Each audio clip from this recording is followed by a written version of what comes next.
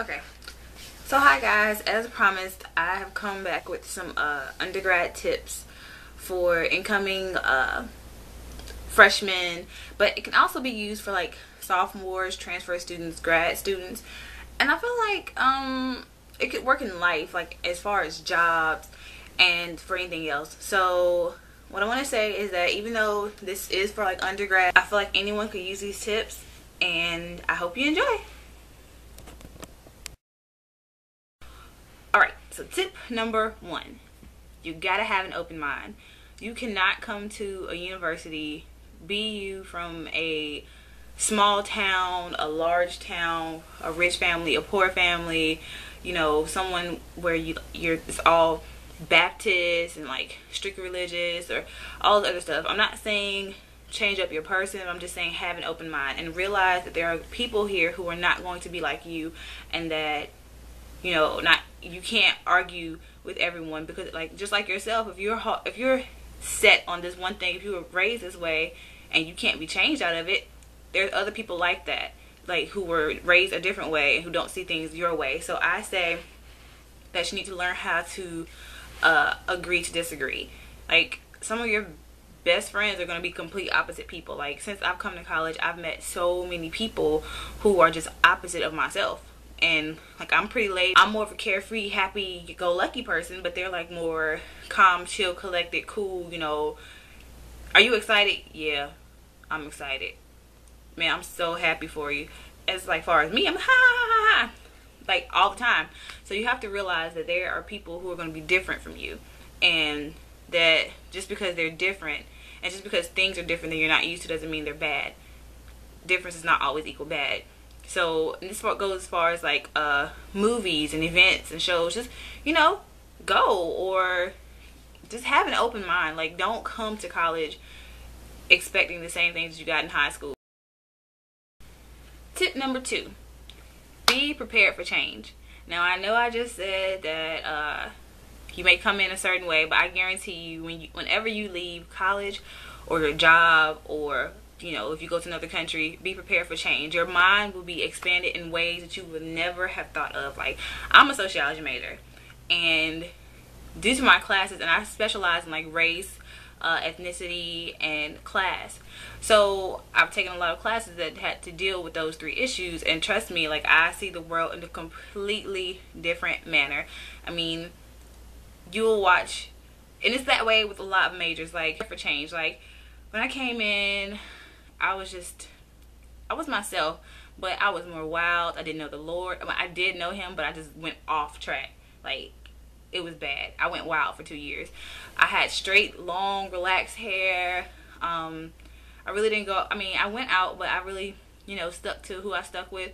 And now it's like, I'm in church, I'm natural, my world has changed. I want to say, just, you're going to change.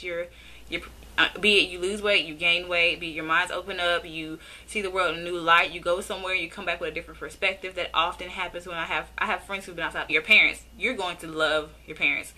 I know when you exit high school, you cannot wait to get away from them. Well, most people.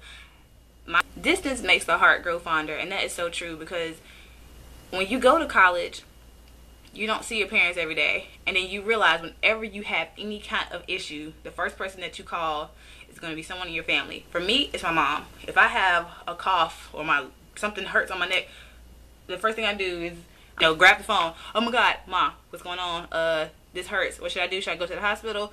Blah blah blah. And she's not even panicking. She's just like, well, she gives me some home remedy, like gargle some salt water, put some mustard in it. I don't know.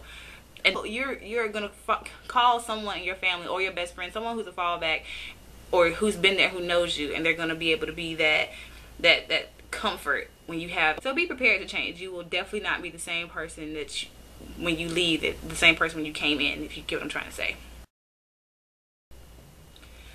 Tip number 3, leave your room. You do not know how many times I have seen people basically go through college, and when they walk across the stage, no one knows them. They don't have any events. The only people they know are the people who they knew before high school. They haven't made any friends. They haven't been to any of the events. They haven't done anything. Leave your room. If you wanted to stare at a wall and just read a book all day and watch TV, you could have done that at home, community college, or online. If you go to a university or anywhere new, do stuff. It's stuff that college is a once in a life, especially undergrad. Undergrad is a once in a lifetime experience. Do you understand how many resources and how many just things that you have that are at your fingertips for like life? Like, I promise you, you will regret if you do not take advantage of this. So don't be like, well, when I come to college, I'm going to sit in my room and study. Studying is important, which goes on to my next point, which is first of all, figure out how you study, because college would be so much easier if you know how to study, because it's not the same as in high school. High school, especially if you were one of those people who made like straight A's, you could go to class, take notes, maybe do the homework problems, maybe read the chapters, forget what day the test is on, come the day of the test, look over it and get an A on the class and get an A on the test. College, no. No. You need to study. You need to make study groups. You need to talk to the teacher, especially talk to the teacher. Do all of these things. So just don't think that college is going to be as easy as high school, or you can just glance over the notes and like get an A. You need to study. You need to know the concepts, the details, and then be able to apply those concepts to different problems. And it's hard, I know. Studying sucks, but failing in class sucks worse. And like going to a test and feel like you know anything, that's the worst feeling ever. Trust me, I'm a senior. I know. Alright, so this tip goes back to tip number 1, or number 5, which is do one thing that you thought was stupid before. I'll tell you my personal experience. I'm not the best dancer. I used to club dance, but since I've rededicated my life back to God back in August 2010, I really don't club anymore. I still dance though, but I don't do the club thing and the drinking and the cursing. But that's a whole nother day. But do one thing that you thought was stupid before. So we have this dance troupe, which shall remain nameless, and I tried out. Mind you, I look like a bumbling idiot, but I tried out and I felt so good about myself because I didn't know that I had that much confidence, because I was like, they assign you groups, they assign you times, you come in, the whole dance troupe is like right at the front where the mirror is, and you're looking at yourself with these other people, and so the music starts and you're doing it, but then you realize that even though you're happy because you got the moves down and you're doing it all with the stuff, is that person next to you who has it like Sierra. She looks like Sierra mixed with Beyonce, mixed with Rain, mixed with Usher, all in one person, and she's just doing it so effortlessly, and she's just doing all the stuff and she's putting attitude in it, and then you start to feel this small, but then you realize that you're there. And I promise you, even though you may feel like an idiot, even though you may not make the team, you're gonna enjoy it, because you're gonna look back and be like, man, I look like a fool, but there's always someone worse than you, and if not, just know that you had the confidence to do it. And I say this, anything that you thought was stupid before besides drugs, because drugs are dumb. They're not even stupid, they're life-threatening. That's what they are. Don't do those.